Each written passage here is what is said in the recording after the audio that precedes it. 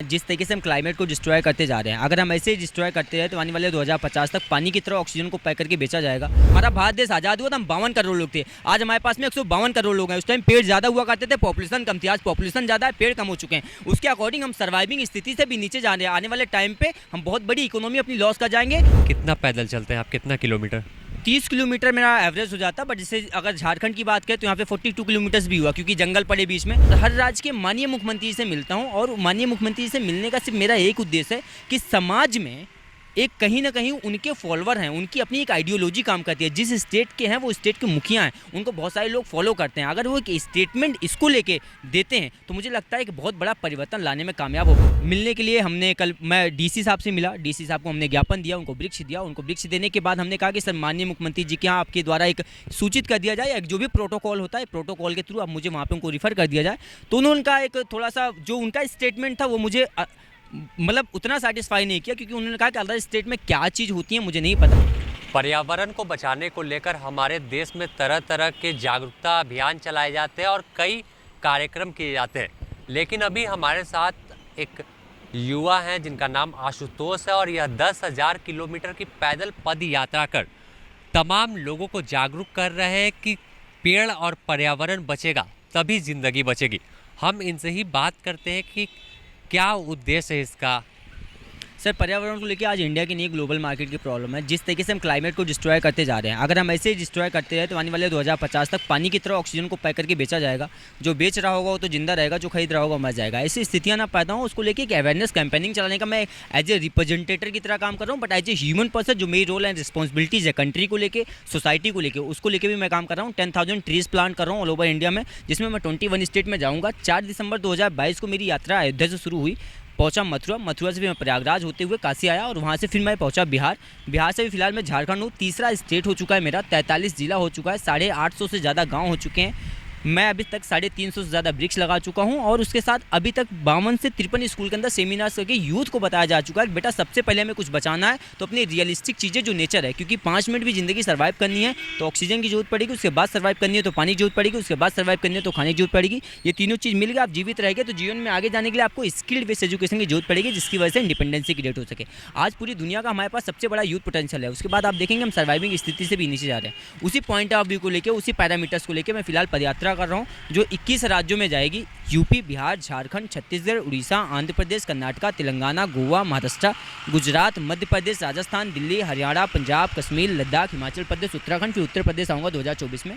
इसमें मैं हर जिले के जो जिला अधिकारी होते हैं मैं उनसे मिलता हूं, उनको ज्ञापन दिया जाता है, एक वृक्ष दिया जाता है, और हर राज्य के माननीय मुख्यमंत्री से मिलता हूं। और माननीय मुख्यमंत्री से मिलने का सिर्फ मेरा एक उद्देश्य है कि समाज में एक कहीं ना कहीं उनके फॉलोअर हैं, उनकी अपनी एक आइडियोलॉजी काम करती है। जिस स्टेट के हैं वो स्टेट के मुखिया हैं, उनको बहुत सारे लोग फॉलो करते हैं। अगर वो एक स्टेटमेंट इसको लेके देते हैं तो मुझे लगता है कि बहुत बड़ा परिवर्तन लाने में कामयाब हो पाएंगे। और दूसरा मैं जो उनसे ज्ञापन देने के टाइम जो मेरी रिक्वेस्ट होती है कि भारतीय एजुकेशन सिस्टम के अंदर सर इसको कंपलसरी किया जाए। जिस तरीके से हम बहुत सारे प्रोजेक्ट सबमिट कर रहे हैं उसी तरीके से हम पर्यावरण को लेकर एक प्रोजेक्ट सबमिट करें। जब हमारा सेशन स्टार्ट हो तब बच्चे को एक वृक्ष दिया जाए स्कूल के द्वारा, और जब हमारा एनुअली प्रोजेक्ट सबमिट होने लगे तब उसकी फ़ोटो सबमिट की जाए, उसके बिहाफ पे बच्चे को मार्क्स मेंटेन करने के लिए दिया जाए। इससे क्या होगा कि हम हर स्टेट में एनवायरनमेंट को बचाने के लिए घर घर तक एक अवेयरनेस कैंपेनिंग पहुंचा पाएंगे, और एक बहुत जागरूकता हम लेके आ पाएंगे। इसमें हमें बहुत लेंदी एफर्ट नहीं लगाना पड़ेगा। लेकिन अगर हम इस बात करें झारखंड जैसे स्टेट की, इस स्टेट में भी हर साल 50 लाख पेड़ लगाने में हम लोग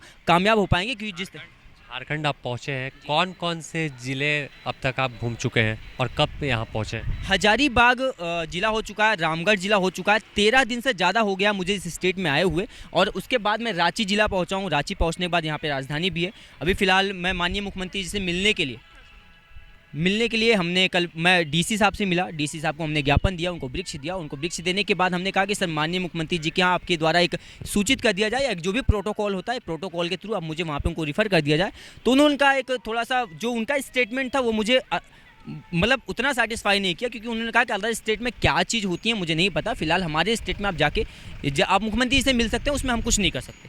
आप क्योंकि मैं आपको प्रोटोकॉल में रख रहा हूँ और आप ऐसा अगर एक स्टेटमेंट पारित करें तो मुझे लगता है कि वो वहाँ कहीं ना कहीं थोड़ा सा मुझे अनसेटिस्फेक्शन महसूस हुआ लॉ एंड ऑर्डर के भी आप पर। ये प्रेरणा कहाँ से मिली आपको कि वृक्ष लगाएं और पर्यावरण को बचाएं?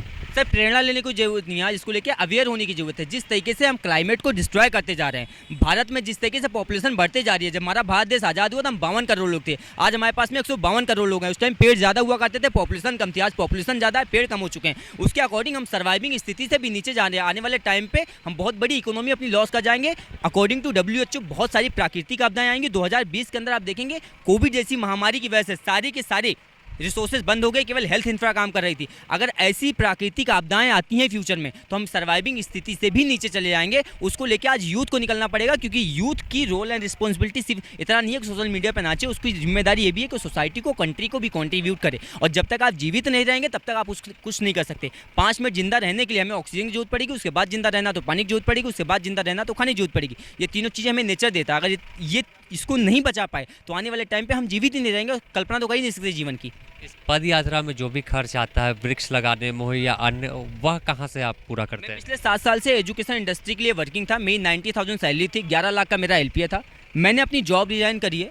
मैंने फिलहाल जो भी मैं अपनी सेविंग करी है वो सारी की सारी सेविंग इसमें मैं लगा रहा हूँ। टोटल जो मेरा बजट है वो 7 के आसपास का है 2 साल के अंदर, और 10,000 वृक्ष लगा रहा हूँ। तो एवरेज जो मेरे वृक्ष पड़ रहा है वो 30 रुपीज़, 40 रुपीज़, 50 रुपीज़ का एवरेज पड़ रहा है। तो उस हिसाब से जो है 3 साढ़े 3 के आसपास का मेरा वृक्ष का खर्चा आ जाएगा। बाकी सर्वाइविंग को लेके जो काम है वो सारे पैसे अपनी जेब से खर्च कर रहे हैं सर। हर दिन कितना पैदल चलते हैं आप, कितना किलोमीटर?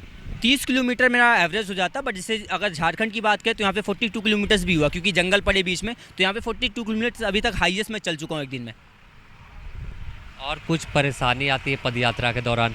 बहुत सारी आती हैं, लॉट ऑफ परेशानी है, क्योंकि मैं वेजिटेरियन हूँ तो कहीं ना कहीं फूड की प्रॉब्लम आ जाती है, आपको रहने की प्रॉब्लम आ जाती है। आप जब चलते हैं तो गर्मी बढ़ रही है, टेम्परेचर बहुत ज़्यादा बढ़ रहा है, चलने के टाइम बहुत ज़्यादा परेशानी होती है, थकान सी लगती है। बट आप उसको वो मेरे कंसर्न में नहीं है कि आपको थकान लग रही है, बट आपको चलना है। एंड ऑफ द डे आपको केवल कंप्लीट करना है। आपको सोसाइटी में इम्पैक्ट छोड़ना है तो आपको बहुत सारी चीज़ें सेक्रीफाई करनी पड़ेगी और आपको डेडिकेट होकर काम करना पड़ेगा, क्योंकि चाहते हैं कि आप आइडियोलॉजी पे काम करें। 75 ईयर्स की जो आइडियोलॉजी है उसको चेंज करना चाहते हैं। 9, 10, 11, 12 वाली जो लेयर आ रही है उनके ऊपर काम करना चाहते हैं, उनके ऊपर इम्पैक्ट डालना चाहते हैं। आप चाहते हैं कि सोसाइटी में एक बहुत बड़ा रेवोल्यूशन आए जो इन्वायरमेंट को लेके आए। हमारी चीज़ पे रेवोल्यूशन लाके काम करते हैं, बट इस चीज़ पे हम किसी भी लेवल पे इम्प्लीमेंट नहीं करते ग्राउंड के लेवल पे जाके। तो वो इम्प्लीमेंटेशन तब होगा जब आपको बहुत कुछ छोड़ के आप एक ही चीज़ के ऊपर कंसिस्टेंसी से काम करेंगे। 2035 तक मेरी जो एक्सपेक्टेशन है इसका 1% का रेवोल्यूशन आएगा सर, जो मैं काम कर रहा हूँ। Thank you.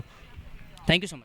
आपने सुना, यह आशुतोष थे और यह हमें बता रहे थे कि किस तरह से 10,000 किलोमीटर की पद यात्रा अयोध्या से शुरू कर जो 22 स्टेट है वहाँ भ्रमण करेंगे और सभी जगहों पर पेड़ पौधे लगा रहे हैं और लोगों को जागरूक कर रहे हैं कि आखिर जल जंगल ज़मीन की जो बात आती है कि जब तक पर्यावरण नहीं रहेगा तो हम जीवित नहीं रह सकते। इसी संदेश को लेकर यह लगातार आगे बढ़ रहे हैं। इन्होंने यह भी बताया कि यह काफ़ी अच्छे पैकेज पर इनकी जॉब थी, लेकिन जो मौजूदा हालात हैं पर्यावरण की उसे को देखते हुए इन्होंने यह बीड़ा उठाया और अपने कंधे पर एक बैग, एक तिरंगा झंडा और एक जो तख्ती है और उस पर लिखा हुआ है कि पर्यावरण बचाओ 10,000 किलोमीटर की यात्रा है, उस तमाम चीज़ों को दर्शाया गया है। तो एक बीड़ा लेकर आशुतोष जो है वह निकले और लोगों को जागरूक करने में लगे। आज झारखंड पहुंचे और झारखंड इनका तीसरा स्टेट है। द न्यूज़ पोस्ट में फिलहाल इतना ही। अपने सहयोगी संतोष कुमार के साथ Sameer, the news post, Ranchi.